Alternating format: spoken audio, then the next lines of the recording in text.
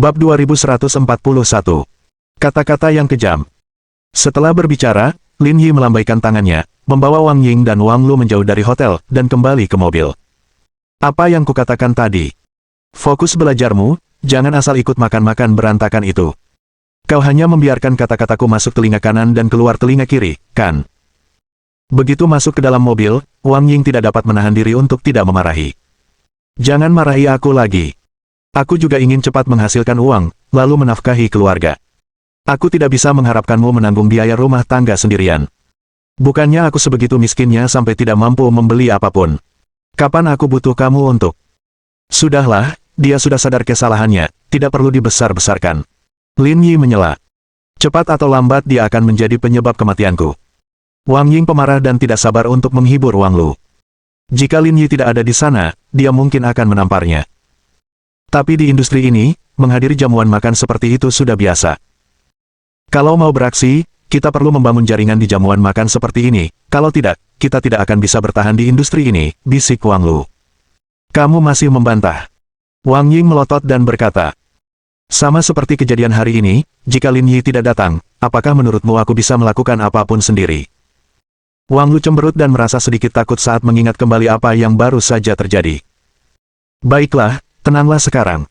Lin Yi menatap Wang Ying dan berkata, begitulah masyarakat.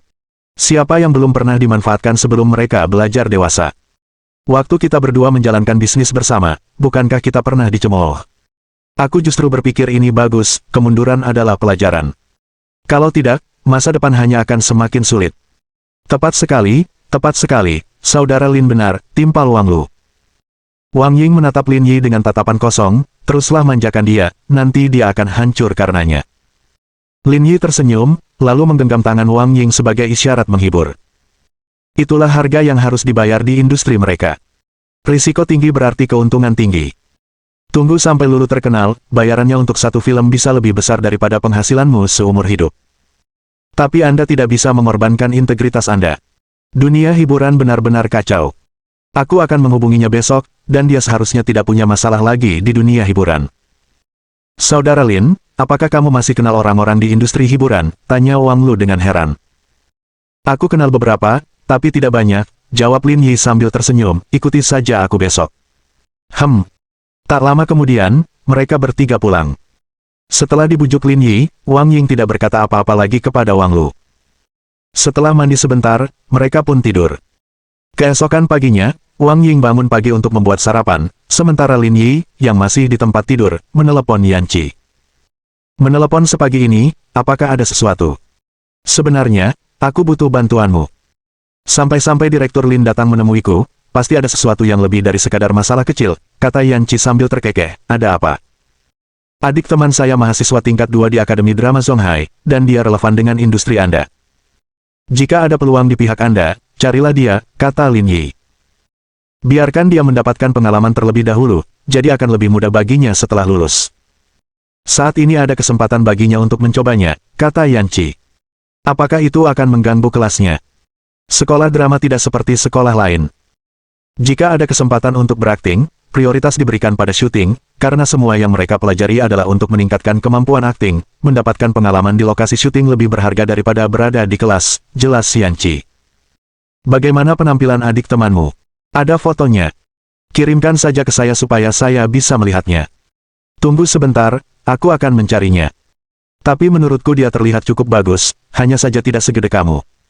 Itu tidak masalah. Industri hiburan tidak terlalu fokus pada hal itu, bahkan ukuran kapal pun bisa, bukan masalah besar. Kalau begitu, seharusnya tidak ada masalah. Bagaimanapun, menurutku dia terlihat cukup bagus. Lin Yi tidak memiliki foto Wang Lu, jadi dia mengambil ponsel Wang Ying dan meneruskan beberapa foto. Dia memang terlihat cukup bagus. Tingginya pasti minimal 170 cm, kan? Kurang sedikit, 169. Cukup, kata Yan Qi. Tapi aku tidak bisa melihat bentuk tubuhnya dengan jelas. Apa ada yang tanpa pakaian? Omong kosong macam apa ini? Dia adik temanku. Haha. Yan Qi tertawa terbahak-bahak, maksudku, apakah kamu punya foto baju renang? Apakah kamu benar-benar perlu meneliti sebanyak ini? Tentu saja. Penampilan seorang aktor adalah tulang punggung kehidupannya, detail itu penting, kata Yan Qi. Saat ini kami sedang mencari pemain untuk film berikutnya. Ajak dia, dan aku akan memberitahumu untuk mengurusnya. Mehaem. Lin Yi berpikir sejenak lalu berbicara. Jangan langsung kasih tahu dulu, kita pisahkan saja. Biarkan dia menjalani proses audisi normal dulu untuk melihat kemampuannya. Apa yang perlu dikhawatirkan? Kalau dia benar-benar tidak mampu dan akhirnya mencoreng reputasi dan merugikan, kamu tinggal beri aku kompensasi saja, kata Yan Qi sambil menyeringai. Nah, kau mulai serakah. Kapan aku tidak memberimu kompensasi puluhan miliar? Membahas ini pagi-pagi sekali, kau membuatku tidak nyaman seharian, Yan Qi berpura-pura kesal. Aku ada urusan lain, jadi aku berhenti mengobrol sekarang. Datanglah ke kantorku nanti. Setelah mengobrol sebentar, Lin Yi menutup telepon, lalu pergi mandi dan makan. Lulu, bersiaplah. Kamu akan mengikuti audisi. Tampillah dengan baik saat waktunya tiba. Audisi. Wang Lu terkejut, audisi langsung. Aku punya teman yang sedang mempersiapkan film berikutnya. Kudengar ada audisi hari ini, aku akan mengajakmu menontonnya, kata Lin Yi. Tapi aku harus menjelaskan sesuatu kepadamu, apapun yang terjadi, kita harus mengandalkan keterampilan kita untuk bertahan. Kesempatan itu telah tiba, dan apakah kamu bisa memanfaatkannya, itu terserah padamu. Wang Lu mengangguk penuh semangat, jangan khawatir, Lin bro, aku pasti akan menghargai kesempatan ini. Itulah semangatnya.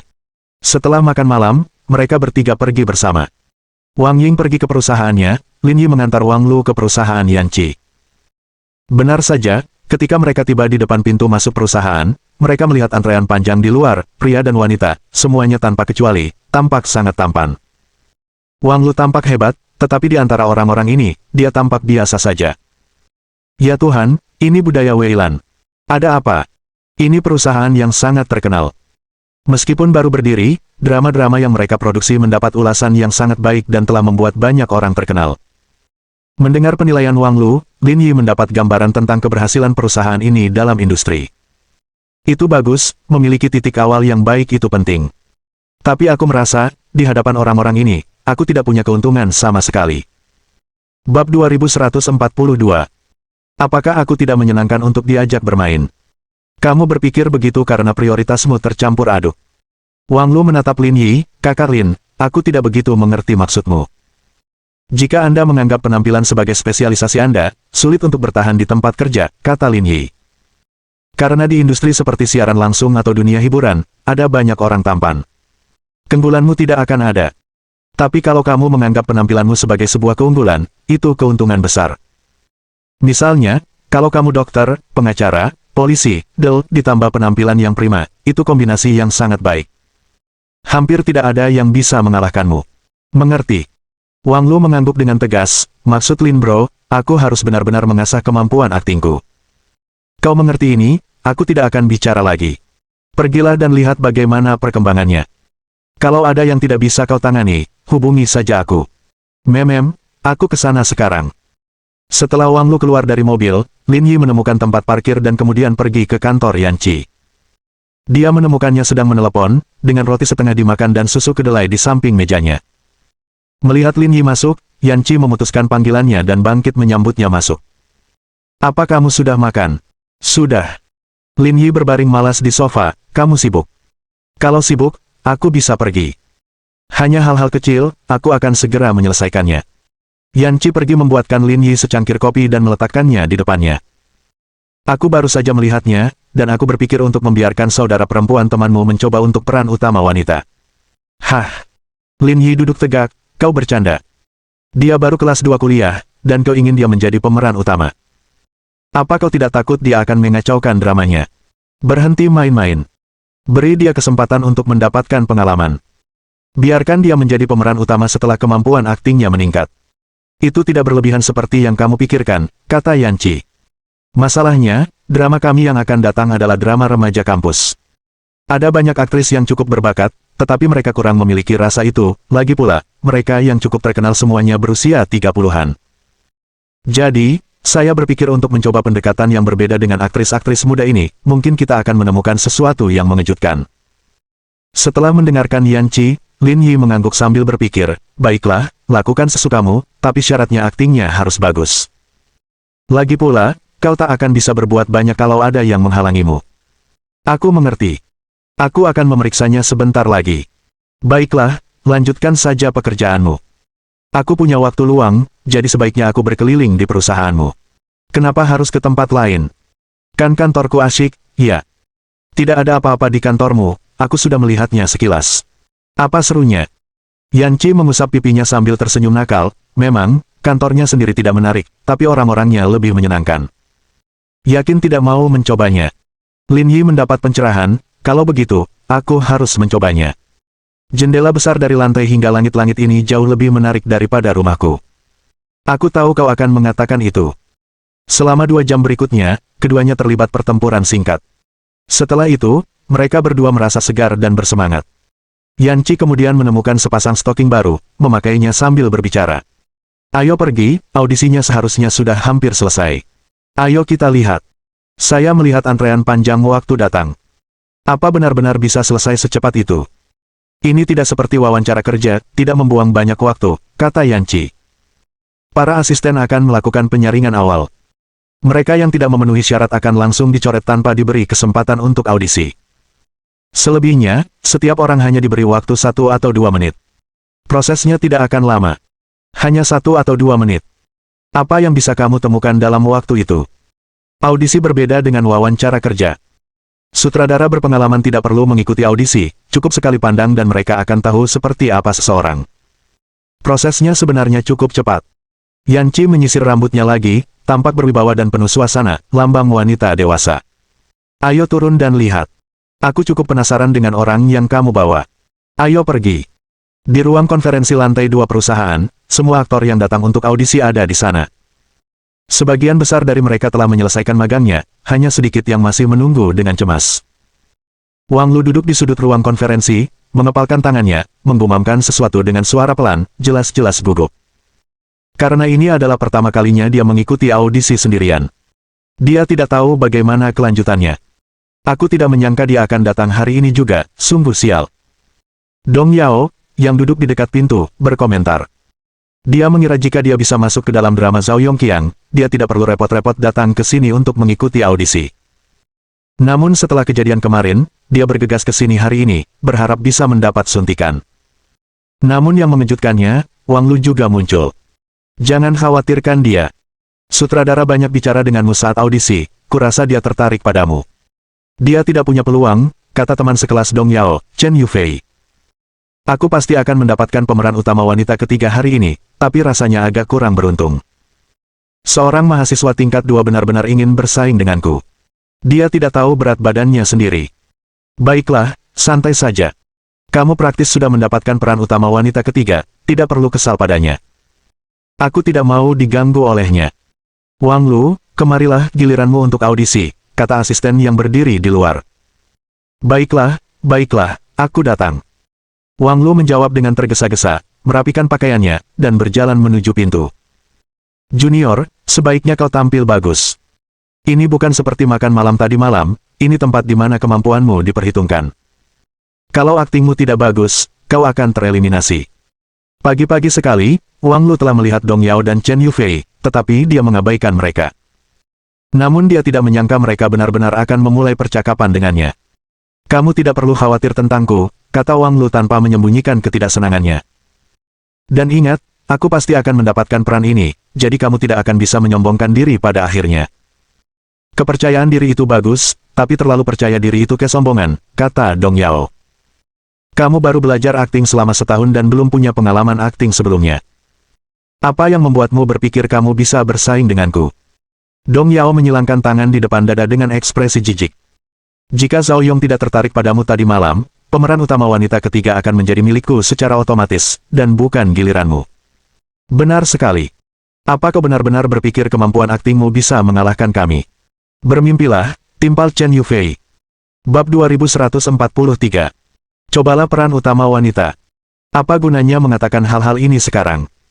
Kita lihat saja nanti hasilnya nanti, kata Wang Lu tanpa ragu. Hehe, sebaiknya kau pergi sekarang, biar kami lihat kemampuanmu. Wang Lu tidak menanggapi dan hanya berbalik untuk pergi, lalu dia mengambil waktu sejenak untuk menyesuaikan emosinya, mempersiapkan audisi.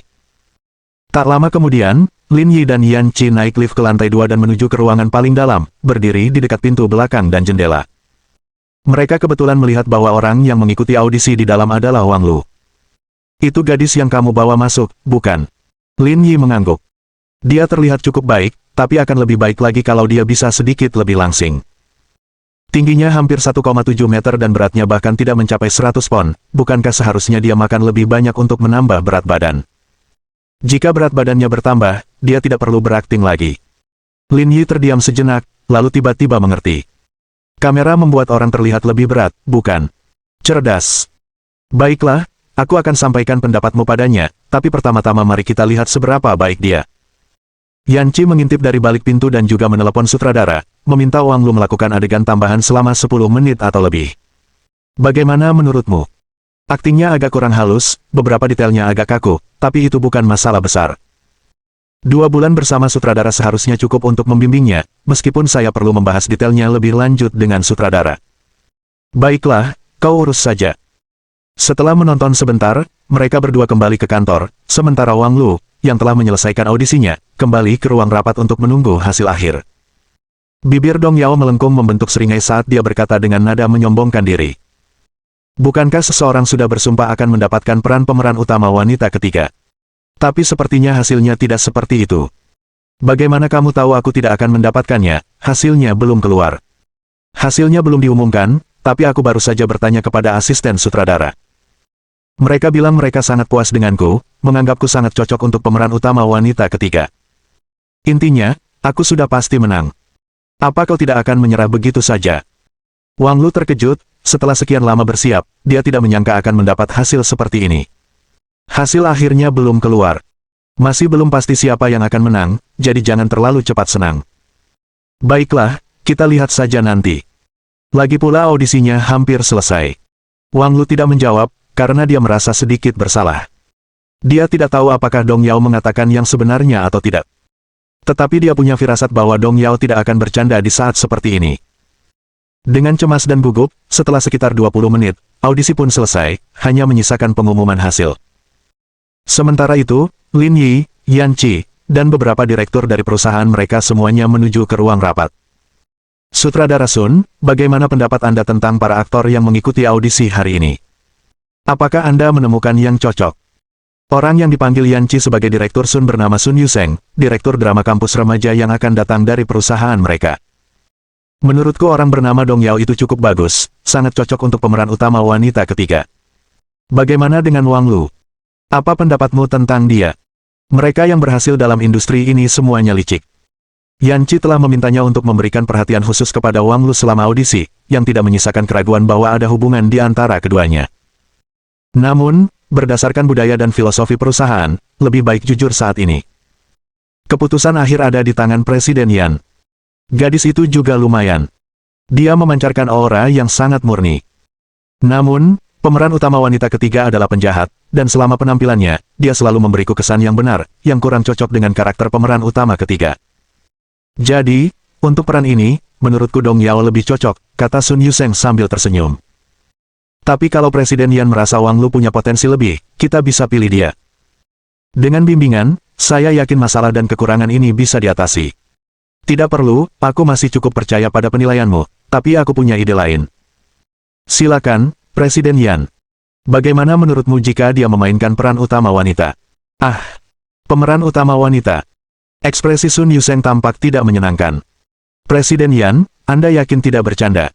Tentu saja tidak, kata Yan Qi. Liu Feifei yang kamu pilih sebelumnya tidak hanya memiliki jadwal yang sangat padat, tetapi juga dihargai 80 juta. Itu jumlah uang yang sangat besar, yang akan menekan anggaran di area lain. Mempertimbangkan faktor-faktor ini, aku berpikir untuk menggantinya. Lagi pula, Wang Lu memang memiliki temperamen yang sangat baik, murni dan polos. Dengan sedikit latihan, dia seharusnya bisa menangani peran ini. Lagi pula, drama kampus remaja tidak membutuhkan banyak kemampuan akting. Bagaimana menurutmu?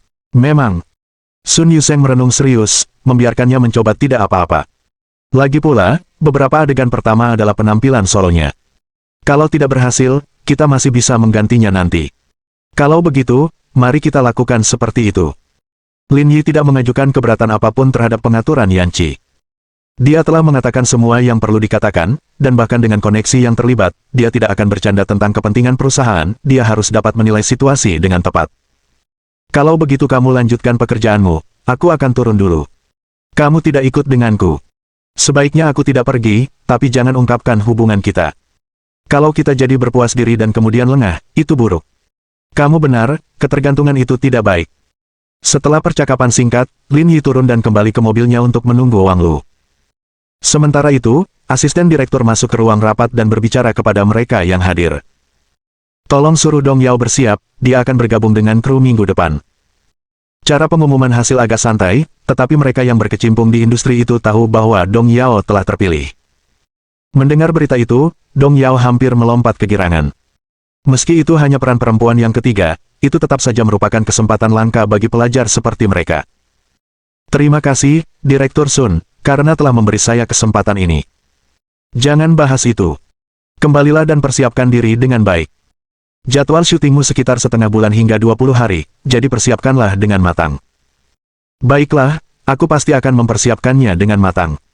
Setelah mengumumkan hasil audisi, asisten itu pergi, dan orang lain di ruang rapat tampak sedih. Setelah kehilangan kesempatan ini, mereka harus mulai mencari yang baru. Dengan kepala tegak, Dong Yao menatap Wang Lu, bagaimana? Masih mau bersaing denganku? Jangan terlalu percaya diri, itu konyol. Wang Lu tidak merasa menyesal karena tidak mendapat kesempatan itu, dia hanya merasa sedikit kasihan pada Lin Yi. Kenapa diam saja? Apa kau sudah menyerah? Dong Yao melanjutkan tanpa henti. Belajarlah lebih banyak dari adikmu di sini. Setelah aku terkenal, aku mungkin akan merawatmu. Kalau tidak, dengan sikapmu saat ini, mustahil bagiku untuk membantumu. Ini cuma peran perempuan ketiga, jangan terlalu sombong. Aku nggak butuh bantuanmu. Kata-kata yang cukup keras, tapi aku tidak akan mengatakan lebih banyak lagi, kata Dong Yao dengan nada schadenfreude. Setelah film saya dirilis, jangan lupa datang dan mendukung saya. Wang Lu melirik Dong Yao lalu berbalik untuk pergi. Pemenangnya dipuji sebagai raja, dan yang kalah dituduh sebagai bandit. Saat ini, dia tidak bisa berkata apa-apa. Bagaimanapun, dia tidak terpilih. Hei, Wang Lu, tunggu sebentar. Tepat saat dia meninggalkan pintu, Wang Lu dipanggil kembali oleh Sun Yuseng. Direktur Sun, apakah Anda mencari saya? Peran sebagai pemeran utama wanita ketiga ini kurang cocok untukmu, jadi aku ingin kamu mencoba peran utama wanita, jangan pergi dulu. Bab 2144. Meningkatkan kasih sayang. Biarkan aku mencoba peran utama wanita. Wang Lu tertegun di tempat, bersama dengan orang lain yang hendak pergi. Bagi mereka, mendapatkan peran kecil seperti pemeran utama wanita ketiga sudah luar biasa. Tetapi sutradara sebenarnya ingin dia mencoba peran utama wanita. Apa yang terjadi? Kamu memberiku kesan yang cukup baik, jadi aku ingin membiarkanmu mencobanya, kata Sun Yuseng sambil tersenyum. Tidak, aku tidak bisa. Wang Lu dengan cepat menolak, aku baru saja masuk tahun kedua, kemampuan aktingku bahkan tidak cukup untuk peran wanita ketiga, apalagi peran utama. Kamu tidak bisa menangani peran wanita ketiga karena temperamenmu tidak cocok dengan karakter itu, jadi kami tidak memilihmu, jelas Sun Yuseng. Jangan terlalu membebani dirimu. Meskipun kamu baru kelas 2, itulah yang kami cari. Saat kemampuanmu matang, kamu akan memiliki kehadiran sosial yang kuat yang mungkin tidak cocok untuk film ini. Kamu mengerti maksudku, kan? Sun Lu masih tampak agak linglung, merasa agak surrealis. Sekarang setelah kamu mengerti, aku tidak akan bicara lagi. Kembalilah dan bersiap-siap. Mulai minggu depan. Syutingnya akan berlangsung sekitar 3 bulan. Pastikan untuk meminta cuti dari sekolahmu. Baik, terima kasih, Direktur Sun. Tidak masalah, lakukan saja yang terbaik. Ya, aku akan melakukannya. Setelah membahas hal-hal penting, Sun Yuseng pergi, dan Wang Lu tetap membeku di tempatnya, merasa semua yang baru saja terjadi sungguh tidak nyata. Dia pikir mendapatkan peran wanita ketiga sudah cukup sulit, tetapi sekarang, dia telah mendapatkan peran utama. Selamat, mendapatkan peran utama di film ini pasti akan menjadikanmu bintang besar. Jangan lupakan kami juga. Setelah Wang Lu mendapatkan peran utama, aktor lain yang mengikuti audisi mulai menyanjungnya secara terbuka. Itulah sifat industri hiburan. Saat Anda tidak dikenal, Anda dikelilingi oleh serigala. Namun saat kamu menjadi populer, semua orang berubah menjadi malaikat baik yang menawarkan untuk menghangatkanmu. Dong Yao, malu tapi secara naluriah mendekati Wang Lu, memberi selamat. Lulu, selamat atas peran utamamu. Wang Lu meliriknya dan berkata dengan acuh tak acuh. Seharusnya aku yang memberi selamat padamu karena mendapatkan peran perempuan ketiga. Setelah filmnya dirilis, aku pasti akan membeli tiket untuk mendukungmu. Dong Yao dan Chen Yufei berdiri dengan canggung, hanya bisa tersenyum paksa. Saya hanya bercanda sebelumnya, jangan dimasukkan ke hati. Wang Lu tidak menanggapi dan berbalik untuk meninggalkan perusahaan, siap untuk berbagi kabar baik dengan Lin Yi. Saudara Lin. Kembali di mobil, Wang Lu menyampaikan kabar itu kepada Lin Yi. Butuh beberapa saat hingga kegembiraannya mereda. Ini baru permulaan. Tetap tenang, tapi kamu juga harus berusaha keras atau kamu mungkin tersingkir. Aku tahu, tapi jangan khawatir, Saudara Lin, aku pasti akan bekerja keras. Hanya itu yang ingin ku dengar. Kemudian, Lin Yi mengajak Wang Lu makan di luar sebelum mengantarnya kembali ke sekolah. Sore harinya, Lin Yi tidak langsung menuju kantor polisi, tetapi malah pergi ke Chaoyang Group dan membeli beberapa bola ketan kesukaan Ji Qingyan. Melihat Lin Yi datang membawa bola-bola nasi ketan membuat jantung Ji Qingyan berdebar-debar, tetapi dia mengendalikan dirinya dengan tenang. Mengapa kamu di sini? 3 bulan ini masa percobaanku, kan? Aku harus bekerja dengan baik, dan berusaha menyelesaikan masa percobaan lebih awal. Sambil berkata demikian, Lin Yi mendekatkan bola-bola nasi ketan itu kepada Ji Qingyan dan menusuk satu di antaranya dengan tusukan bambu. Coba saja, baru saja dikeluarkan dari kompor, masih hangat. Melihat bola-bola nasi ketan yang lembut di depannya, Ji Qingyan benar-benar ingin menggigitnya tetapi merasa malu. Saya makan banyak untuk makan siang, saya tidak bisa makan lagi. Berhenti berpura-pura. Aku sudah bertanya pada sekretarismu dalam perjalanan ke sini, dia bilang kau seharian di kantor dan bahkan belum makan siang. Ji Qingyan tersipu, tapi tetap bersikeras, siapa bilang aku tidak makan? Aku makan biskuit. Biskuit tidak seenak bola ketan, kata Lin Yi riang. Melihat bola-bola nasi ketan begitu dekat, Ji Qingyan tidak tahu bagaimana menolaknya dan menggigitnya. Lebih baik begitu, minumlah lagi. Ji Qingyan memutar matanya dengan manis, mengakui bahwa dia tidak berdaya melawan Lin Yi. Di luar sana, dia tampak seperti Superman, tak terhentikan, tapi sekarang, dia seperti bajingan yang tidak bisa dia hadapi. Bagaimana kinerja perusahaan akhir-akhir ini? Apakah proyeknya berjalan lancar? Semuanya berjalan baik, jawab Ji Qingyan. Kalau ada waktu, sebaiknya kalian lebih memperhatikan masalah di Lingyun Group. Industri semikonduktor telah menjadi pusat perhatian global dan aspek penting dalam persaingan internasional. Kalian benar-benar menjadi sorotan sekarang. Kita tidak bisa menghindarinya, Lin Yi bersandar di sofa dan berkata. Jika mereka bersatu, Lingyun Group pasti takkan mampu bertahan. Yang bisa kami lakukan hanyalah menggelontorkan dana untuk penelitian dan pengembangan. Chip berbasis karbon adalah satu-satunya peluang kami. Saya khawatir grup Lingyun tidak akan bertahan sampai chip berbasis karbon tersedia, Ji Qingyan bergeser dan menjelaskan. Saya sudah membicarakan hal ini dengan MD Sen. Sekitar 2 tahun lagi, kami akan bisa memulai produksi di laboratorium dan dalam 3 tahun, memulai produksi dalam skala kecil. Jalan menuju chip berbasis karbon masih panjang.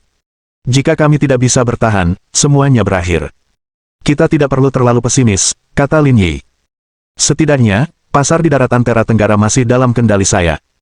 Pendapatan dari area-area ini seharusnya cukup untuk menutupi biaya litbang. Selain itu, saya memiliki beberapa koneksi dan dengan dukungan dari tingkat nasional, mengumpulkan modal 1 triliun dalam jangka pendek untuk mempercepat litbang dan memperluas lini produksi adalah hal yang memungkinkan. Jika mereka benar-benar ingin melawan, kami akan melawan mereka. Selain Intel, Samsung, dan Mitsui, ketiga perusahaan besar ini juga memiliki beberapa koneksi dengan saya.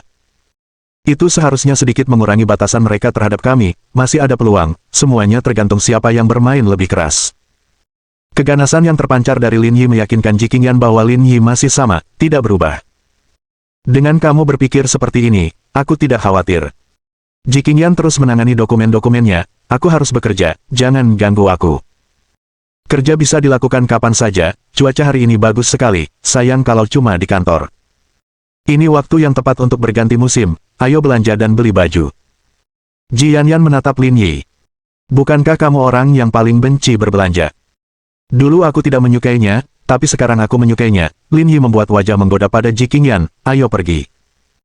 Jangan coba-coba menipuku, aku tidak akan pergi, kata Ji Qingyan genit. Jika kamu tidak pergi, maka aku akan pergi sendiri dan membawanya kembali untukmu. Bab 2145. Metode khusus. Gaya yang kamu suka, aku tidak, dan aku tidak akan memakainya jika kamu membelinya. Kalau begitu, ayo kita pergi bersama, kamu bisa membeli apapun yang kamu suka. Apakah kau sedang menjebakku? Anda. Jikinyan begitu kesal hingga dia tidak tahu harus berkata apa, dia benar-benar tidak mengerti apa yang dikatakannya. Kamu tidak boleh pergi kemanapun, tetaplah di sini dan jangan ganggu pekerjaanku, atau masa percobaanmu akan diperpanjang menjadi setengah tahun. Oke, aku tidak akan pergi kemanapun. Lin Yi berbaring di sofa, kamu kerjakan saja, aku mau tidur siang. Jejak kesombongan muncul di wajah Jikinyan karena dia akhirnya berhasil mengintimidasinya. Sore harinya, Lin Yi tidak melakukan apa-apa selain tidur di kantor Jikinyan. Setelah bekerja, dia mengantarnya pulang, mencari makan di sana, lalu pergi. Zonghai, Riverview International, adalah hunian mewah teratas, di samping villa. Hampir sama terkenalnya dengan Tangchen First Class. Rumah Ling Han terletak di sini. Keluarga Ling dulunya adalah keluarga terkemuka di Zonghai. Kakeknya pernah menjadi anggota Brigade Garda Pusat, tetapi ia terlibat dalam penelitian ilmiah. Namun, ia tidak mencapai prestasi yang signifikan di bidangnya dan berhenti setelah bekerja di sana hanya selama setahun. Setelah kembali ke Zonghai, kakek Ling Han mencurahkan seluruh energinya untuk ibunya. Namun bertentangan dengan semua harapan, ibunya juga memiliki bakat yang sangat terbatas dalam aspek itu. Akibatnya, keluarga Ling perlahan-lahan merosot selama bertahun-tahun, tetapi unta yang kurus masih lebih besar dari kuda, dan meskipun tidak sekaya sebelumnya, tinggal di Riverview International masih sesuai kemampuan mereka. Selama bertahun-tahun, Ling Han telah menjadi satu-satunya harapan keluarga Ling, berharap dia dapat mengembalikan kejayaan keluarga dan menjadi anggota Brigade Pengawal Pusat. Karena alasan itulah, Ling Han memendam obsesi yang tak terhapuskan dalam hatinya. Tampaknya hanya Brigade Garda Pusat yang menjadi tujuan akhir dalam hidupnya. Jika dia tidak bisa bergabung dengan Brigade Garda Pusat, hidupnya tidak akan ada artinya. Jika tidak, seseorang yang sombong seperti dia tidak akan merendahkan statusnya untuk meminta nasihat dari Lin Yi. Rumah Ling Han tidak kecil, luasnya sedikitnya 150 meter persegi. Ada 3 orang di rumah itu, salah satunya adalah seorang pria tua berambut putih bernama Li Wenjun, kakek Ling Han. Pasangan yang tersisa, orang tua Ling Han, adalah Ling Guoqiang dan Li Luxia. Melihat Ling Han masuk, Li Luxia bergegas menyambutnya. Nak, kemana saja kamu beberapa hari ini? Aku bahkan tidak bisa menghubungimu lewat telepon. Aku keluar untuk menjernihkan pikiranku, jawab Ling Han lesu. Bukankah kau akan bertemu dengan pemimpin Garda Pusat? Apa katanya? Mata keluarga itu tertuju pada Ling Han, bagi mereka, ini adalah kesempatan besar untuk bergabung dengan Garda Pusat. Ya, dia hanya menyuruhku mencari pengalaman dalam pertempuran langsung. Kalau tidak, dengan levelku saat ini, bahkan jika Brigade Garda Pusat merekrut lagi, aku akan kesulitan untuk berhasil. Pertarungan langsung. Ekspresi semua orang di keluarga itu menjadi aneh. Kalian telah berada di garis depan selama bertahun-tahun, dan pengalaman tempur kalian sudah cukup kaya, dan intensitasnya sangat tinggi. Ling Han duduk di sofa dengan lesu. Itulah yang kupikirkan. Aku sudah memikirkannya sejak lama, tapi masih belum menemukan cara untuk memperbaiki diriku lebih jauh. Tak seorang pun dalam keluarga mengatakan apapun, tidak yakin bagaimana menangani apa yang terjadi selanjutnya. Mengingat laju rekrutmen Garda Pusat saat ini, mereka mungkin akan merekrut lagi secara nasional tahun depan. Kita tidak punya banyak waktu, kata Li Wenjun. Sekarang, rekrutmennya skala besar. Kalau tahun depan ada rekrutmen lagi, artinya jumlah mereka bertambah, dan peluang untuk terpilih bisa jadi lebih kecil lagi, kata Li Luxia. Bagi orang-orang seperti kami, 1 tahun terlalu singkat. Mustahil untuk meningkatkan kemampuan secara signifikan dalam waktu sesingkat itu, kata Ling Guoqiang. Itulah masalahnya, ujar Li Wenjun, jika kita tidak dapat menemukan cara untuk berkembang dengan cepat selama masa ini, peluang untuk bergabung dengan Garda Pusat sangatlah kecil. Keheningan kembali menyelimuti ruangan itu sampai akhirnya Li Luxia berkata, ayah dulu bekerja di Garda Pusat. Tidak bisakah ayah memikirkan cara lain untuk meningkatkan kemampuan Han kecil? Setelah berpikir cukup lama, Li Wenjun berkata, mungkin memang ada jalannya, tapi aku tidak yakin. Tatapan keluarga itu terfokus pada Li Wenjun. Saran-sarannya sangat berarti karena dia pernah bekerja di Garda Pusat. Dulu, banyak organisasi luar negeri yang mencetuskan konsep penggunaan teknologi untuk meningkatkan kemampuan individu. Saya dengar banyak organisasi dan negara telah memulai eksperimen terkait, tetapi bertahun-tahun telah berlalu, dan keberhasilan eksperimen tersebut masih belum diketahui, kata Li Wenjun dengan sungguh-sungguh. Jika obat-obatan semacam itu benar-benar dikembangkan, jika dikombinasikan dengan Yayasan Little Han sendiri, pasti akan menghasilkan peningkatan yang signifikan dalam waktu singkat, dan bergabung dengan Garda Pusat bukanlah masalah. Wajah keluarga Ling menjadi cerah mendengar kata-kata ini, meskipun mereka tidak ingin menggunakan metode seperti itu. Tetapi bergabung dengan garda pusat, itu sepadan. Ayah, apa ayah punya kenalan di daerah ini? Tanya Li Luxia, aku akan mencobanya. Kalau obat semacam itu belum dikembangkan, kita harus pasrah saja. Keesokan paginya, Lin Yi berkendara untuk menjemput Ji Qingyan dan kemudian mengantarnya ke perusahaan. Apa yang akan kamu lakukan setelahnya? Sebelum keluar dari mobil, Ji Qingyan menatap Lin Yi dan bertanya. Saya menuju ke kantor cabang Xinsan, kata Lin Yi alami. Apakah Anda sekarang polisi sipil atau polisi kriminal? Saya mengerjakan semuanya. Kadang-kadang saya bahkan membantu bibi pembersih menyapu lantai. Seriuslah, kita sedang membicarakan bisnis. Saya benar-benar melakukan apa saja. Saya harus menemukan hal-hal yang bisa saya lakukan. Saat menangani kasus, berhati-hatilah. Jangan berpikir bahwa hanya karena kamu bisa bertarung, kamu bisa langsung masuk seperti orang bodoh. Mengerti, kata Lin Yi sambil tersenyum, menyadari perhatian lembut di mata Ji Qingyan. Juga, ini tentang apa yang kukatakan sebelumnya, jika kau keluar dan mempertaruhkan nyawamu untuk organisasi itu lagi, aku tidak akan bergaul denganmu lagi. Bukankah aku sudah berjanji padamu sebelumnya? Jangan khawatir. Ji Qingyan menghela napas. Lin Yi bukanlah orang yang bisa dipahami dengan pikiran normal. Semakin cepat dia menyetujuinya, semakin berarti akan ada masalah. Tetapi karena dia sudah mengatakannya, dia tidak bisa berkata banyak. Aku pergi. Ji Qingyan membuka sabuk pengamannya, kamu bisa urus urusanmu sendiri. Aku bisa pulang sendiri, tidak perlu membuang waktu menjemputku. Itu tidak baik. Kamu harus memprioritaskan. Jangan coba-coba membohongiku. Ji Qingyan membuka pintu mobil dan keluar, aku pergi dulu. Hati-hati di jalan. Lin Yi memperhatikan saat Ji Qingyan memasuki lift dan kemudian melaju ke kantor cabang Xinsan. Namun dalam pikirannya, ia terus-menerus memikirkan misi sistem. Dua kata, penebusan, adalah semua yang ada dalam pikirannya, tetapi dia tidak dapat menemukan alasannya. Mendesah. Sistem Bukau. Bab 2146. Kasus baru. Lin Yi segera melaju ke kantor cabang Xinsan. Anehnya, Li Xianghui, Zhu Junqi, dan Zhang Hui tidak ada di sana, hanya Gu Yiran yang ada di sana, sepertinya sedang mengatur file. Kenapa cuma kamu di sini?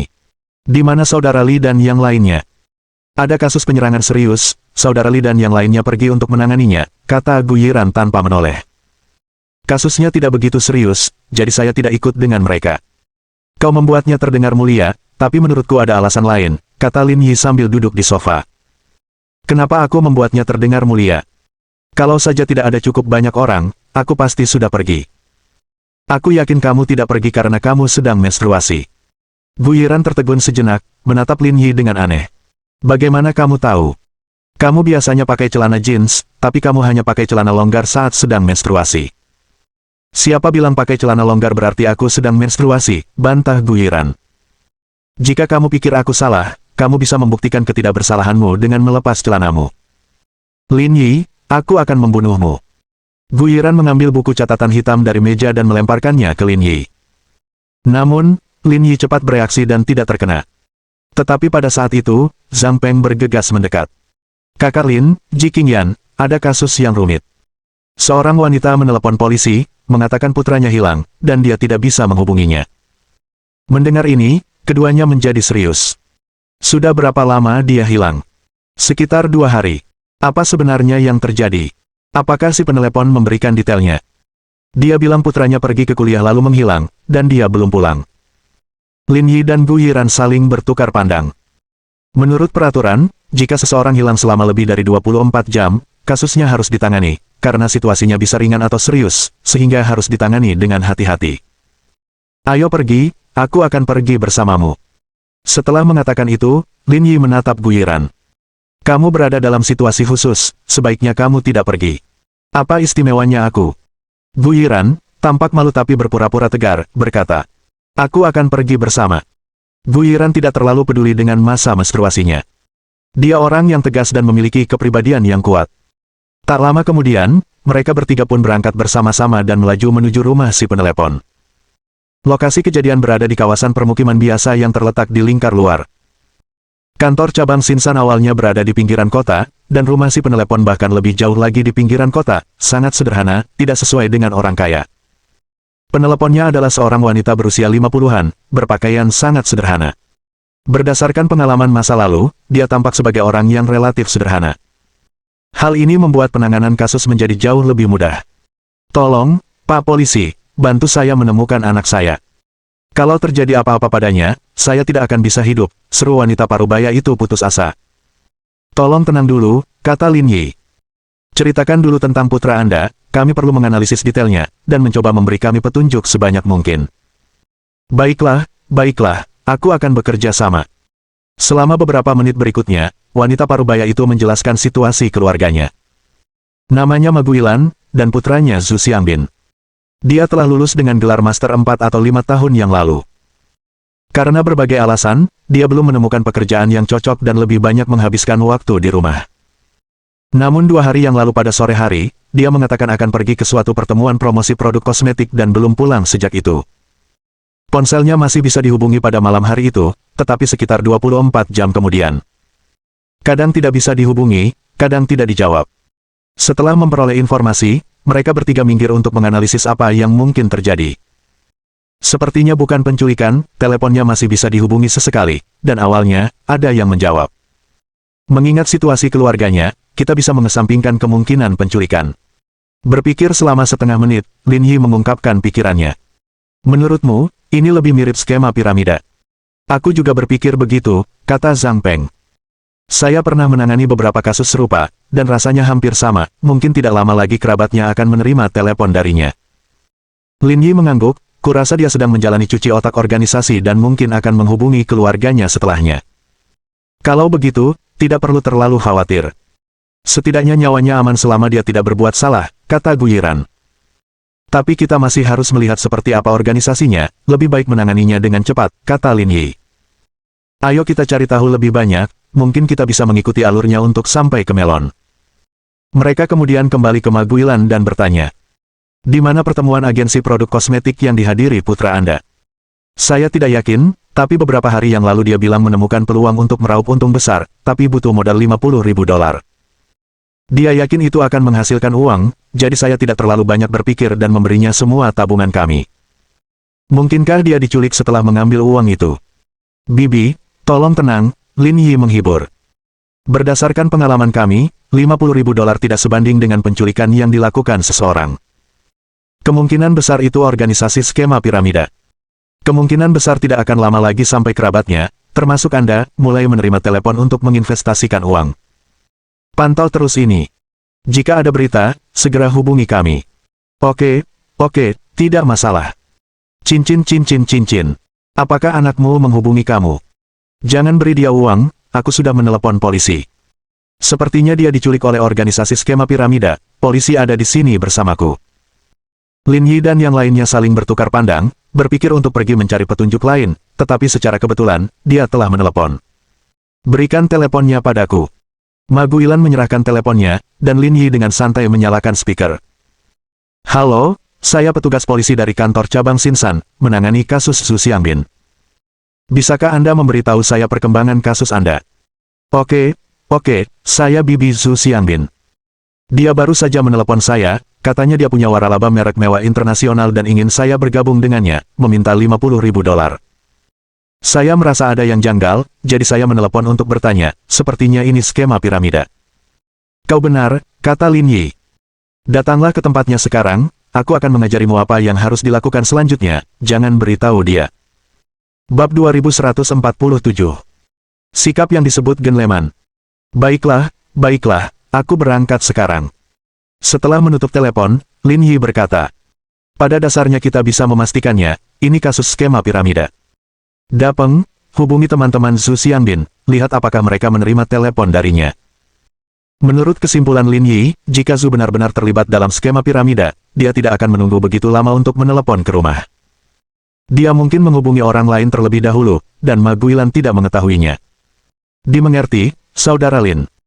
Setelah Zhang Peng pergi, Lin Yi dan Gu Yiran disambut ke dalam rumah, di mana mereka sedikit menghibur Ma Guilan, mengatakan padanya untuk tidak terlalu khawatir.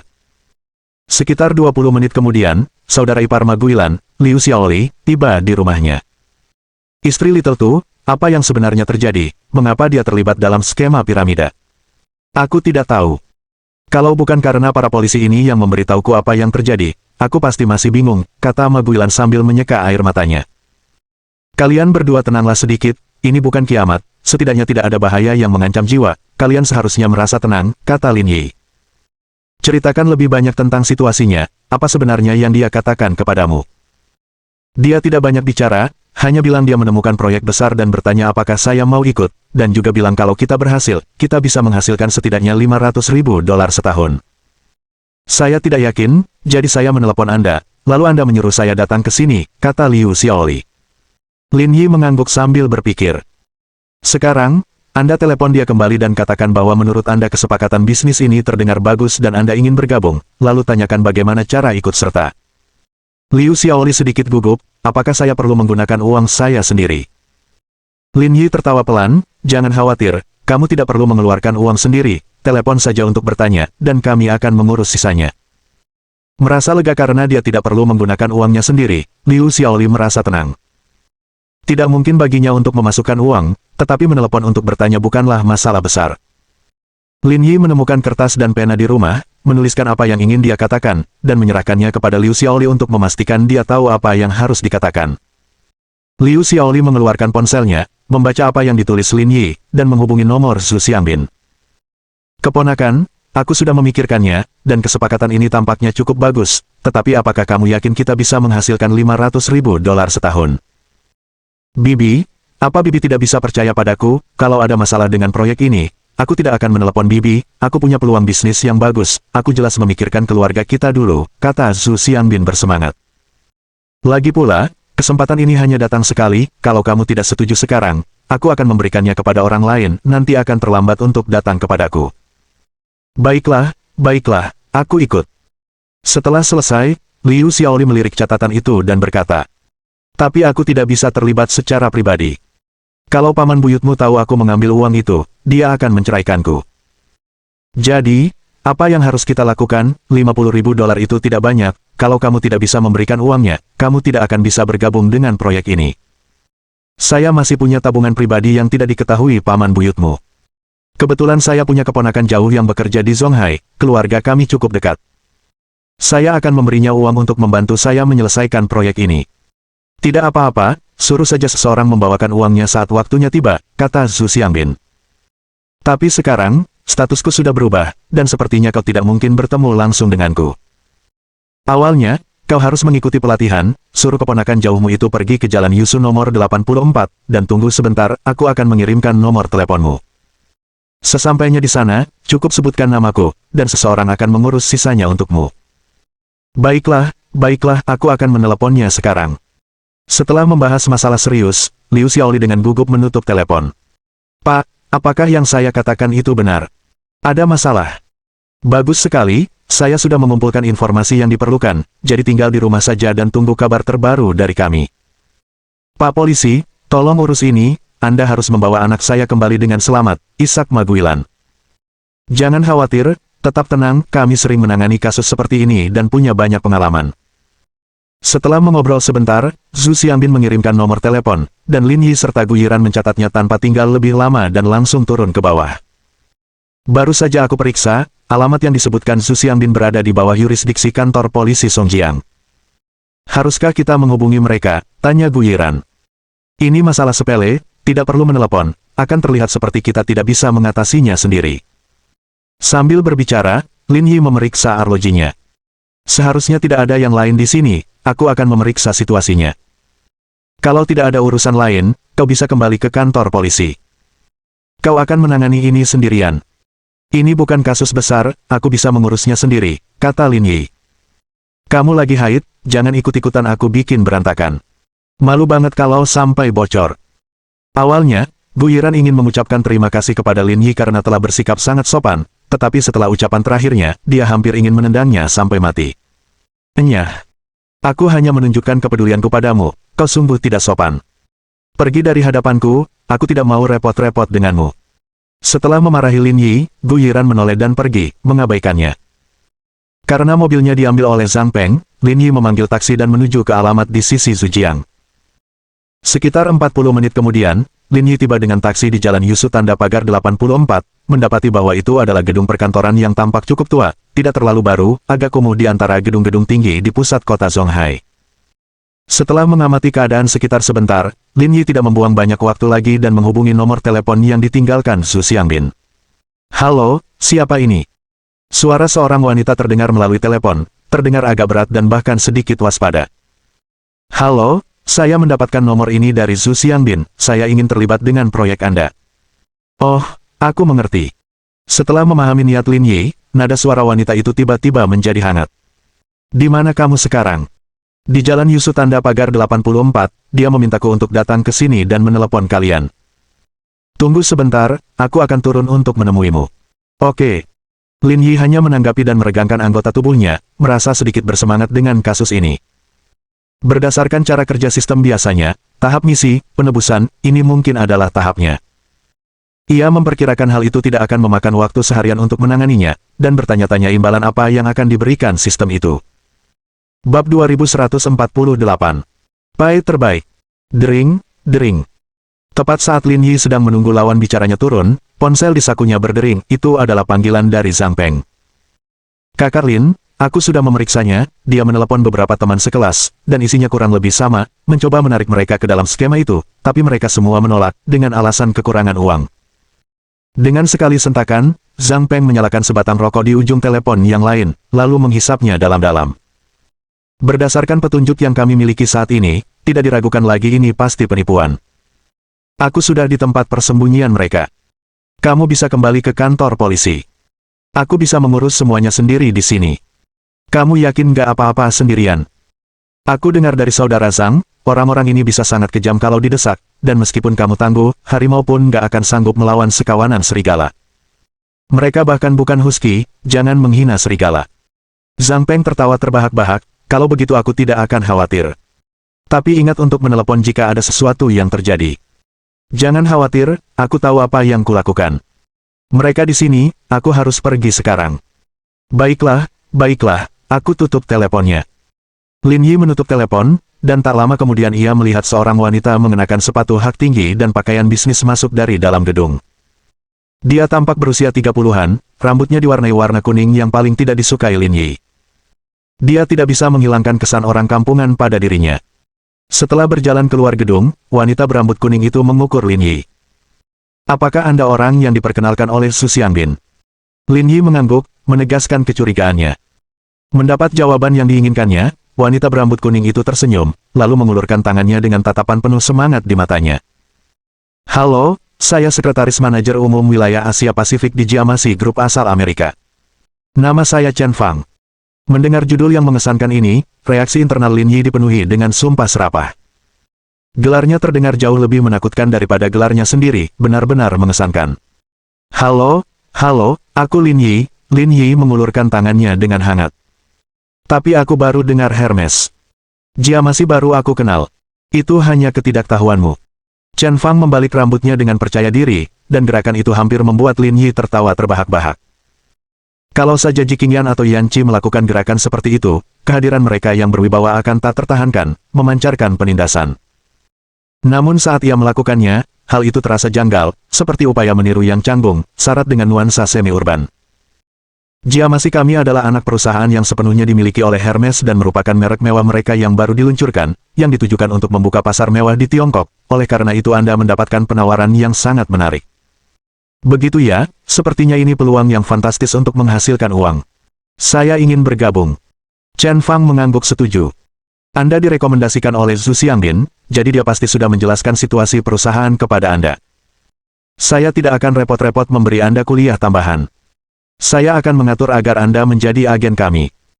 Saya tidak bisa membanggakan lebih dari itu, tetapi menghasilkan sekitar 5 hingga 600 ribu setahun itu mudah, dan dengan sedikit usaha, mencapai 1 juta bukanlah masalah. Semoga pengaturan itu memuaskan Anda. Kamu baik sekali, ini berarti membantuku menghasilkan uang. Bagaimana mungkin aku keberatan? Chen Fang mengangguk lagi, matanya berbinar penuh keunggulan. Baguslah kau mengerti. Selama kau bekerja keras bersama kami, kau akan hidup berkecukupan. Saya pasti akan bekerja keras, jangan khawatir. Kalau begitu ikut aku. Ada beberapa agen di atas yang sedang rapat, dan sebaiknya kau ikut saja. Tentu, ayo cepat. Aku tidak mau menunda menghasilkan uang. Chen Fang tersenyum dan tidak mengatakan apa-apa lagi. Dia merasa Lin Yi, meski tampan, tampaknya tidak terlalu pintar. Dia mungkin mudah dikendalikan dan mungkin memberinya kesempatan untuk melakukan ekstraksi yang baik. Dipimpin oleh Chen Fang, mereka naik lift ke lantai 19. Berlawanan dengan bagian luar bangunan, bagian dalamnya tampak kurang mengesankan. Rasanya agak suram. Baru saja keluar dari lift, mereka mendengar suara gemuruh yang keras seperti nyanyian, seperti seseorang telah menyuntik mereka dengan darah ayam. Chen Fang memimpin Lin Yi dengan percaya diri, membimbingnya ke ruangan terjauh. Ruangannya tidak besar, sekitar 60 hingga 70 meter persegi. Di dalamnya terdapat beberapa meja dan kursi serta papan tulis di dinding yang penuh dengan coretan-coretan yang tidak dapat dipahami, yang membuat Lin Yi sakit kepala hanya dengan melihatnya. Di depan papan tulis berdiri seorang pria berjas, tidak terlalu tinggi, berambut panjang, dan mengenakan setelan yang tidak pas, membuatnya tampak lusuh. Aspek yang paling lucu adalah ketika dia berbicara, memadukan kalimat-kalimatnya dengan kata-kata bahasa Inggris yang kasar, sehingga sangat aneh untuk didengar. Di kedua sisinya terdapat sekitar selusin orang, pria dan wanita, berpakaian serupa, semuanya mengangkat kepala tinggi-tinggi dengan sikap arogansi yang luar biasa. Selain itu, ada sekitar selusin kursi, dengan 7 atau 8 orang duduk, mendengarkan dengan saksama bualan pria berambut panjang itu. Kesungguhan mereka serupa dengan menghadiri khotbah Yesus. Melihat ini, Lin Yi merasa agak sentimental. Kalau saja orang-orang ini tekun belajar seperti sekarang, mereka tidak akan tertipu seperti ini. Ketika Lin Yi masuk, pria berambut panjang itu berhenti berbicara. Chen Fang mendekatinya, membisikkan beberapa kata, dan dia mengangguk sebelum mengumumkan kepada yang lain. Sekarang, sambutlah agen baru yang bergabung dengan kita. Mulai sekarang, dia adalah salah satu keluarga kita. Mendengar ini, 7 atau 8 hadirin yang bersungguh-sungguh menunjukkan permusuhan di mata mereka, dan tepuk tangan mereka suam-suam kuku seolah-olah mereka tidak menyambut kedatangan Lin Yi. Seolah-olah kehadiran Lin Yi menimbulkan ancaman bagi penghidupan mereka. Melihat ini, Lin Yi semakin terdiam. Dia ada di sini untuk menyelamatkan mereka, namun mereka menerimanya dengan sikap seperti itu. Sesungguhnya, dunia memiliki terlalu banyak orang bodoh, bahkan para penipu pun jumlahnya semakin menipis. Kemudian, Chen Fang mendekati Lin Yi dan berkata, "Orang di hadapan Anda adalah Tuan Pitt, manajer umum untuk wilayah Asia Pasifik di Jiamasi dari Amerika." Presiden Pi, halo, sapa Lin Yi sambil tersenyum. Itu nama Inggrisnya. Nama Cina Tuan Pitt adalah Li Jianfei. Maaf, saya belum pernah ke luar negeri dan tidak tahu hal ini. Tidak apa-apa, kata Li Jianfei sopan. Sekarang kamu sudah menjadi bagian dari kami, meraih kesuksesan besar dan berkeliling dunia akan mudah diraih. Selama kamu bekerja keras, tidak akan ada masalah. Tentu saja, aku akan melakukannya. Cari tempat dudukmu, ayo kita lanjutkan rapatnya, kata Li Jianfei. Tapi sebelum rapat dilanjutkan, kamu harus menyerahkan ponselmu. Bab 2149. Hubungi Liang Ruoxu. Apakah saya perlu menyerahkan ponsel saya? Karena ini pertemuan rahasia, dan juga kata sandi kekayaan Anda, banyak lembaga asing telah mengawasi kami, mencegah kami memasuki pasar Huaxia, dan dengan demikian memengaruhi bisnis mereka. Untuk menghindari kebocoran isi pertemuan, semua orang harus menyerahkan ponsel mereka kepada kami untuk dikelola. Sekarang aku mengerti. Lin Yi tidak banyak memikirkannya dan menyerahkan ponselnya. Setelah menerima telepon Lin Yi, Chen Fang segera mematikannya untuk mencegah panggilan apapun mengganggu mereka. Lin Yi menemukan kursi dan duduk, dan sisa waktunya adalah pidato Li Jianfei. Setelah membanggakan diri selama 2 jam, pertemuan akhirnya berakhir. Yang paling membuat Lin Yi terkesan adalah selama 2 jam itu, tidak setetes air pun diminumnya, suatu prestasi yang luar biasa. Selama waktu ini, ia juga mengamati yang lain, mereka mendengarkan dengan penuh perhatian, mengambil setengah buku catatan, dan pena mereka kehabisan tinta. Lin Yi tidak dapat menahan diri untuk tidak merenungkan bahwa tugas, penebusan, yang ditetapkan oleh sistem memang memiliki arti praktis. Orang-orang di sini memang butuh penyelamatan. Awalnya, dia pikir orang-orang ini agak bodoh, tetapi setelah mengamati lebih dekat, dia menyadari mereka sungguh naif. Mereka murni termotivasi oleh keinginan untuk mendapatkan uang guna meningkatkan kondisi kehidupan mereka sendiri atau keluarga mereka. Pikiran seperti itu adalah wajar dan tidak tercela. Hanya saja mereka memilih jalan yang salah dan dimanfaatkan orang lain. Saya sudah memberitahu Anda semua tindakan pencegahan yang diperlukan. Jabatan Anda saat ini adalah manajer distrik wilayah Zonghai, kata Li Jianfei, mengubah postur tubuhnya dan berbicara dengan sungguh-sungguh. Tentu saja, asalkan kamu bekerja dengan baik, kamu bisa menjadi manajer regional di masa depan. Saat itu, gaji tahunanmu akan mulai setidaknya 2 juta. Mengenai detail lainnya, saya tidak akan bicara lebih banyak. Saya harap semua orang dapat bekerja keras bersama saya untuk segera mencapai kebebasan finansial. Kebebasan finansial. Kebebasan finansial. Kebebasan finansial. Orang-orang di ruangan itu berteriak kegirangan, seperti disuntik adrenalin, hingga Li Jianfei memberi isyarat agar tenang. Rapat sudah selesai.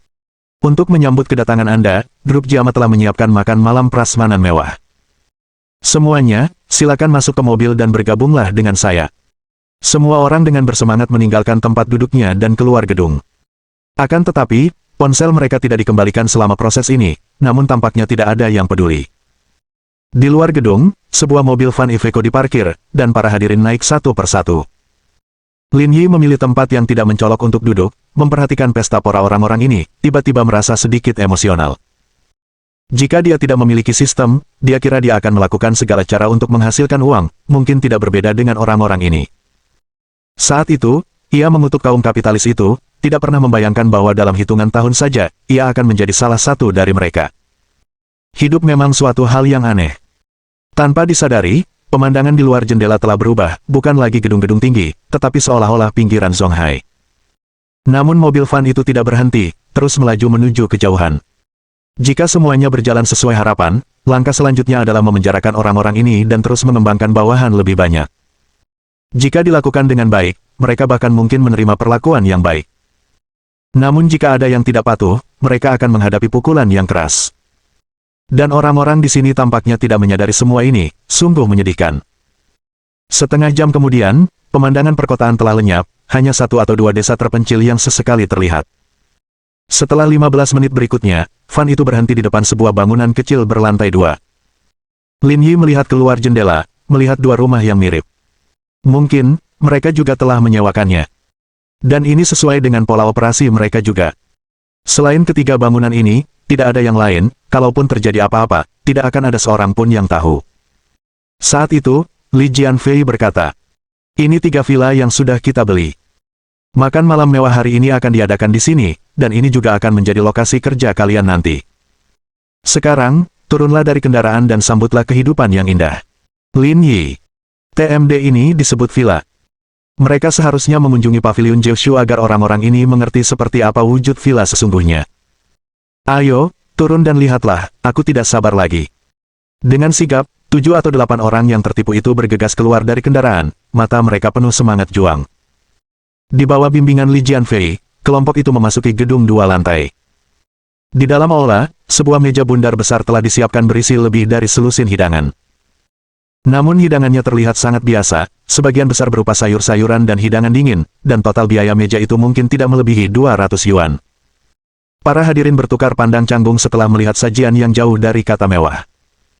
Li Jianfei menyadari ada yang tidak beres dan berkata kepada semua orang, "Ini cuma makanan sederhana untuk mengisi perutmu, makan malam mewahnya belum datang. Tapi kurasa kau tak perlu repot-repot dengan ini, lagi pula kau di sini untuk mencari uang. Baiklah, baiklah, makan dulu, yang penting menghasilkan uang." Dengan kepastian dari Li Jianfei, semua orang berhenti rewel dan mulai melahap makanan mereka dengan lahap. Lin Yi tidak berpura-pura berbeda, makan semangkuk nasi, berniat untuk mengisi perutnya sebelum kemudian beradu akal dengan orang-orang ini. 1 jam kemudian, setelah semua orang selesai makan, Li Jianfei mengumpulkan semua orang dan berbicara dengan sungguh-sungguh.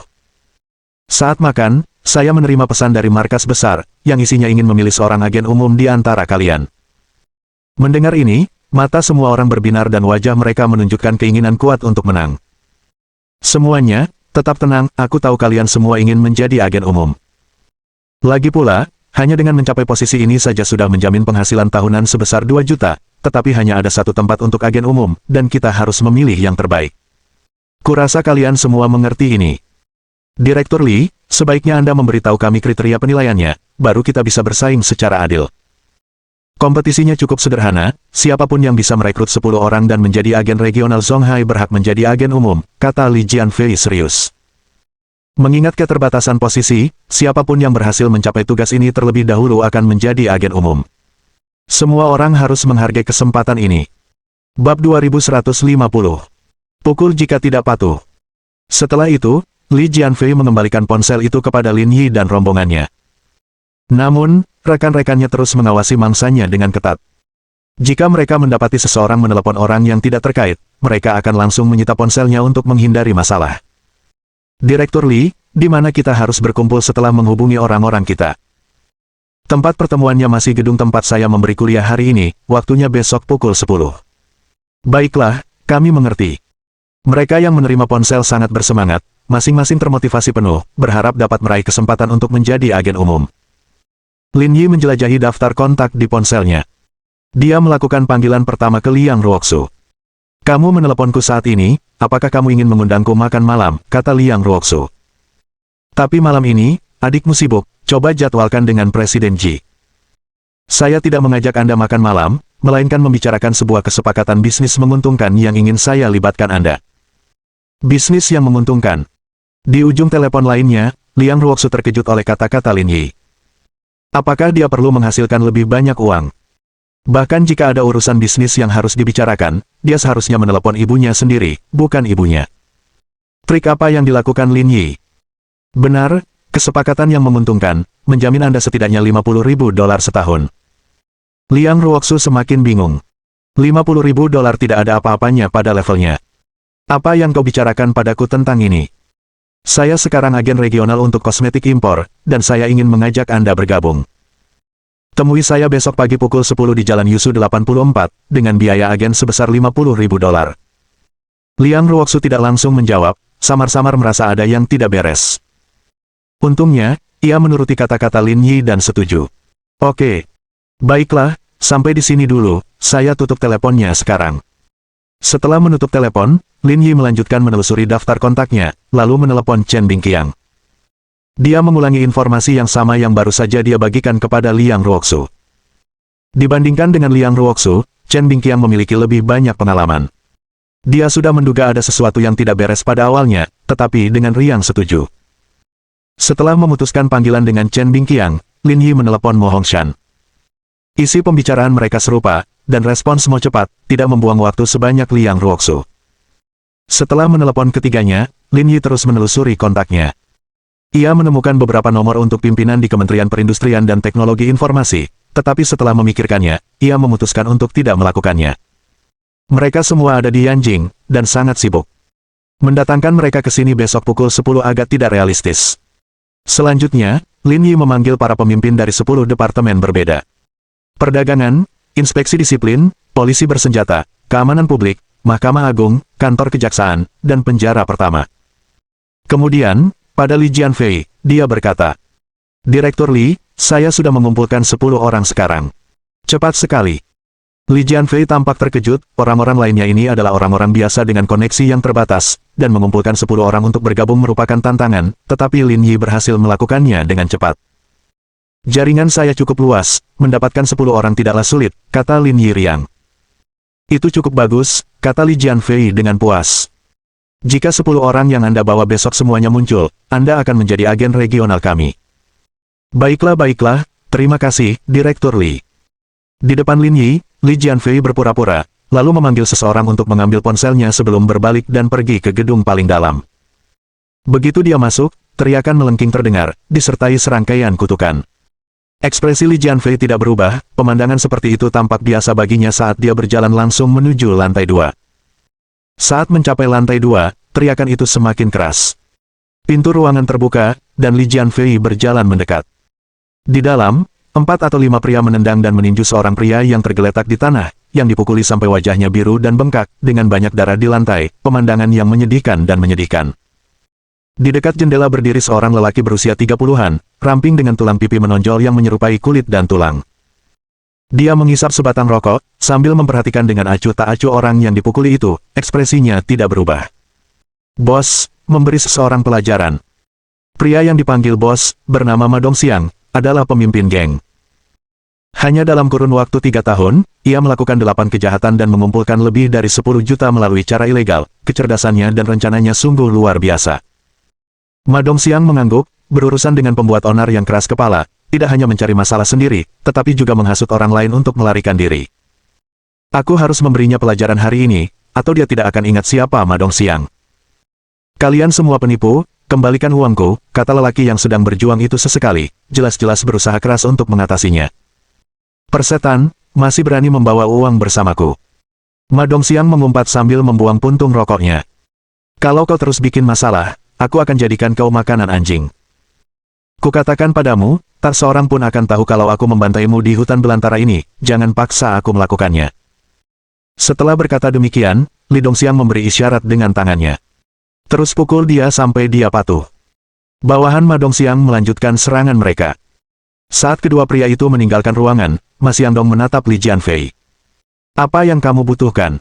Hari ini kami menemukan seseorang yang tampaknya cukup cakap. Berhasil mengumpulkan 10 orang dalam waktu singkat. Maukah Anda bertemu dengannya?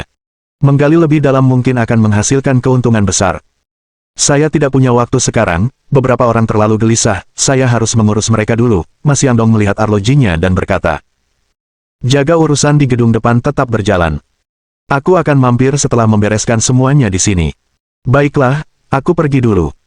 Setelah pergi, Li Jianfei kembali ke gedung awal. Yang lain masih menelepon untuk merekrut, tetapi energi mereka jelas tidak sekuat sebelumnya. Namun, mereka semua tetap berjuang demi karir mereka. Selama proses ini, seseorang mengawasi mereka sepanjang waktu, siap merampas ponsel jika ada tindakan tidak pantas yang diambil. Pada pukul 9 malam, semua ponsel sudah dikumpulkan. Pada saat ini, Ma Dongxiang masuk. Setelah melihatnya, Li Jianfei dan yang lainnya mendekat, menyampaikan salam hormat dan mengumumkan kepada hadirin. Perkenalkan, orang ini adalah Presiden Jiama Group, dia terbang khusus dari Amerika ke Songhai hanya untuk bertemu dengan kalian semua. Lin Yi. Dia telah melihat orang-orang yang bisa membanggakan diri, tetapi tidak pernah bertemu dengan orang-orang yang sama tidak tahu malunya seperti mereka. Dia mungkin harus belajar dari mereka. Mohon dukungan dari omom ante-ante sekalian, buat subscribe atau sharekan novel Mimin ke Facebook kalian, agar channel Mimin bisa terus berkembang. Dengan begitu, Mimin bisa lebih semangat untuk up novel seru lain ke depannya. Buat teman-teman yang sudah subscribe dan sharekan novel Mimin, Mimin ucapkan terima kasih sebanyak-banyaknya. Sekiranya teman-teman menghadapi masalah video diputar dalam bahasa Inggris, coba tukar kepada bahasa Indonesia original melalui cara ini. Semasa mendengarkan, pencet tombol setting di atas kanan video, pilih audio track dan tukar bahasa.